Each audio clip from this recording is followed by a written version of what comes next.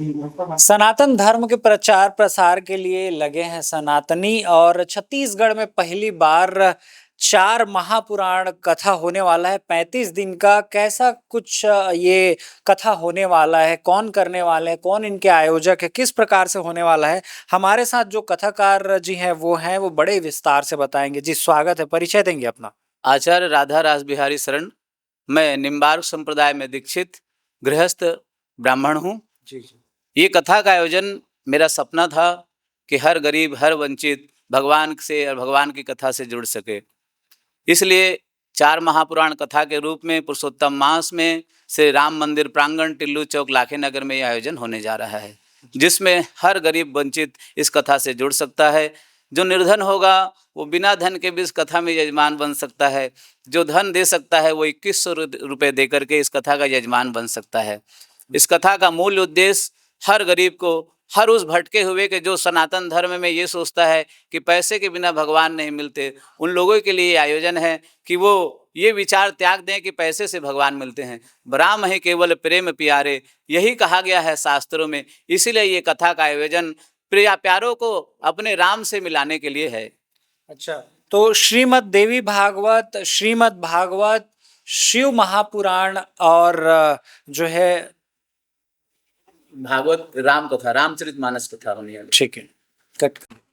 श्रीमद् देवी भागवत, श्रीमद् भागवत, श्री रामचरितमानस और श्री शिव महापुराण, ये चारों कथा होने वाले हैं। कथाकार जी हैं, बताएंगे। 2100 रुपया जो है, यदि आप यजमान बनना चाहते हैं तो उसका आपको पे करना पड़ेगा, मतलब पैसा देना पड़ेगा। और 201 रुपया जिससे पुण्य कमा सकते हैं, ये 201 रुपया और 2100 रुपया ये कौन देंगे और किसके लिए देंगे, थोड़ा सा बता देंगे। जी, किसी भी यज्ञ में बिना सहयोग के, बिना, लक्ष्मी जी के लिए कहा गया है तुम्हें बिना यज्ञ न होते वस्त्र न कोई पाता है, जय लक्ष्मी माता।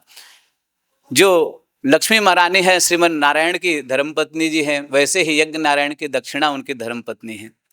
यज्ञ में दक्षिणा आवश्यक होती है, इसीलिए इतने बड़े आयोजन में बिना अर्थ के तो कुछ होगा नहीं। तो थोड़ी एक नॉमिनल दक्षिणा यजमान बनने वालों के लिए जो दे सकते हैं उनके लिए 2100 रुपये दक्षिणा रखी गई है, जिससे वो अपने पितरों के लिए, अपने कल्याण के लिए यजमान बन के पुण्य प्राप्त कर सकते हैं।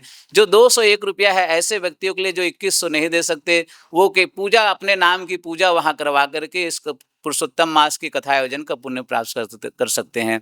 लेकिन मेरे सनातनी भाई बंधुओं, जो बिल्कुल निर्धन होंगे, जिनके पास कुछ ना होगा देने के लिए, उनके लिए भी यह दरवाज़ा खुला हुआ है।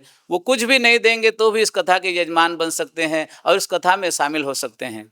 जी, अब ये निशुल्क जो कथा आप करते हैं, कितने सालों से कर रहे हैं और कौन ऐसे व्यक्ति हैं जिनके यहाँ जाके आप कथा करते हैं कि उसमें आप जो है उच्च नीच देखते हैं, कैसे किस प्रकार से ये आप चयन करते हैं? जी, सनातन धर्म में राम है केवल प्रेम प्यारा, इसलिए ऊंच नीच, जात पात, रूप रंग का भेद भगवान के आगे नहीं चलता मेरे बंधु। जी, भगवान के आगे केवल प्रेम की भाषा जानी जाती है। इसीलिए मैं जो बुलाता है सबके घर जाता हूँ। ऐसा नहीं है कि धनवान है तो उसके घर जाऊँगा, निर्धन है तो नहीं जाऊँगा। जो मुझे जानते हैं वो जानते हैं कि मैं तो गरीब, निर्धन, झोपड़पट्टियों में ज़्यादा जाता हूँ, उनसे ज़्यादा प्रेम करता हूँ, उनके यहाँ ज़्यादा पूजा पाठ कराता हूँ, क्योंकि मैं जानता हूँ कि जो सनातन धर्म के विरोधी हैं, इन्हीं गरीब तबके को निशाना बनाते हैं। उनको बताते हैं कि भगवान पैसे के बिना नहीं मिलते, इसलिए मैं उनके पास जाता हूँ। और निःशुल्क जो मैं 2019 से कर रहा हूँ, लेकिन इस निःशुल्क में एक बात है कि जैसे आप कथा करा रहे हैं, अगर आप सामर्थ्यवान हैं, धन हैं, तो भी मैंने 2024 से उसके लिए भी मैंने प्रतिबंध लगा दिया है अब तो, कि वो व्यासपीठ में आयोजक जो है 1 रुपये कथा में नहीं चढ़ा सकता।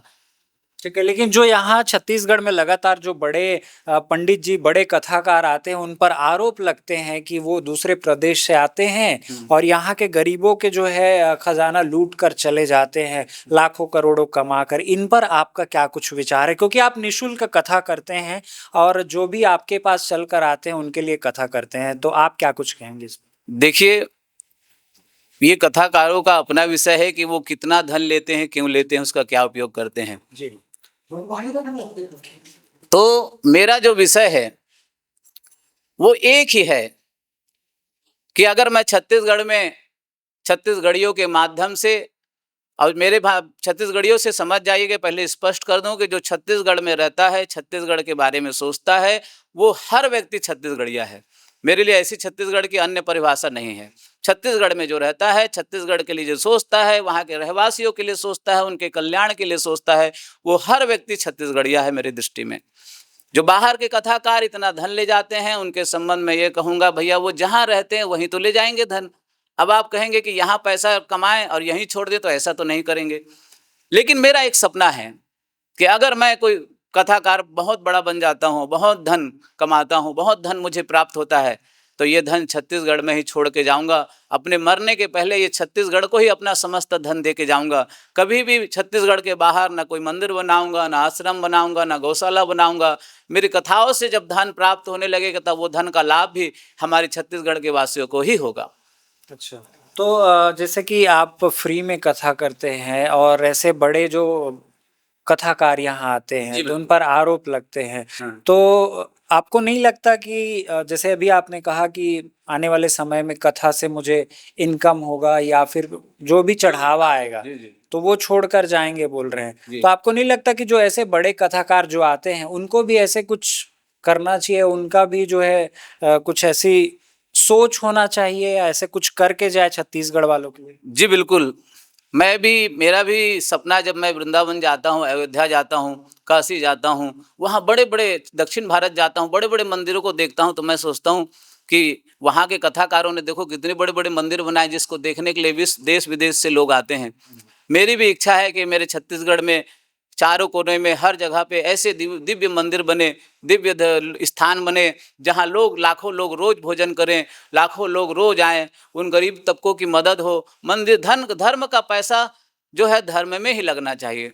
धर्म के पैसे से मंदिर भी बनना चाहिए, विद्यालय भी बनना चाहिए, अस्पताल भी बनना चाहिए।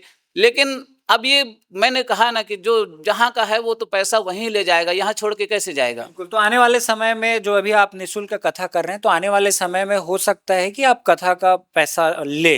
जी, मेरी जब तक सांस है, जब तक मैं जिंदा हूँ, तब तक किसी भी पुराण का कथा का पैसा मैं किसी आयोजक से नहीं लूँगा। लेकिन जो चढ़ोतरी के रूप में जो धन आता है, उसे इसलिए स्वीकार करूँगा क्योंकि जो मेरे साथ में कलाकार जाते हैं उनको देना पड़ता है। मेरा सपना है कि छत्तीसगढ़ में भी बड़े-बड़े विशाल मंदिर बने। अगर भविष्य में ऐसा धन आएगा तो अवश्य ही मैं धर्म कार्यों में उन गरीब वंचितों की मदद में लगाना चाहूँगा। जिस रास्ते से मैं ऊपर आ रहा हूँ, जो उनको भी नीचे से मैं ऊपर लाने का प्रयास करूँगा। बिल्कुल, आखिरी सांस तक आपने कहा कि आप निःशुल्क कथा करेंगे। आगे का क्या कुछ और प्लान है? सनातन धर्म को लेकर आप निकले हैं, भगवा ध्वजा लेकर निकले हैं, इनको प्रचार प्रसार कर रहे हैं सनातन धर्म का, क्या कुछ प्लान है? क्या कुछ आपका गोल है? क्या कुछ मोटिव है सनातन धर्म को लेकर? सनातन धर्म को लेकर के मेरा एक ही मोटिव है। जो धर्म विरोधी लोग हैं, वो धर्म को लेकर के विभिन्न भ्रांतियाँ बनाते हैं। धन के बिना भगवान नहीं मिल सकते, धन के बिना कुछ नहीं हो सकता। नहीं, धन के बिना भी जीवन चलाया जा सकता है, आपसी मदद से, एक दूसरे की सहायता से।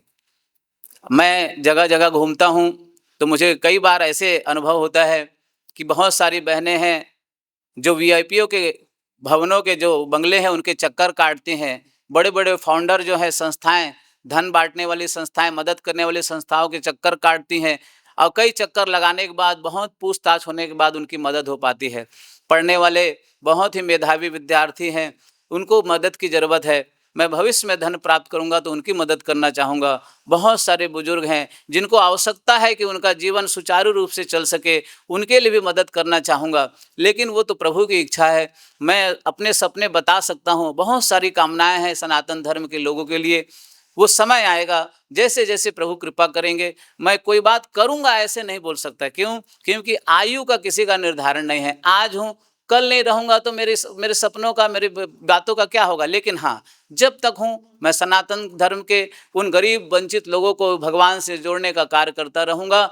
चाहे कुछ भी हो जाए, मैं इस संकल्प को कभी त्यागने वाला नहीं हूँ। बिल्कुल, ये 4 महापुराण कथा है, उसको कौन करने वाले हैं, कब होगा, कहाँ होगा और कौन से समय पे होगा? आप दर्शकों को थोड़ा-सा बता दीजिए। जी, ये 4 महापुराण कथा महोत्सव 11 मई से 15 जून श्री राम मंदिर प्रांगण, लाखेनगर टिल्लू चौक में होंगे और कथा का समय सायंकालीन दोपहर 3 बजे से शाम 7 बजे तक होगा।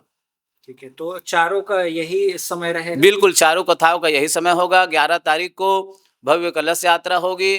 हमने रायपुर शहर के चारों जनप्रतिनिधि, विधायक, सांसद महोदय, महापौर जी से संपर्क करने का प्रयास किया है कि इस जन कल्याण के कार्यक्रम का शुभारंभ आप जनप्रतिनिधियों के द्वारा हो।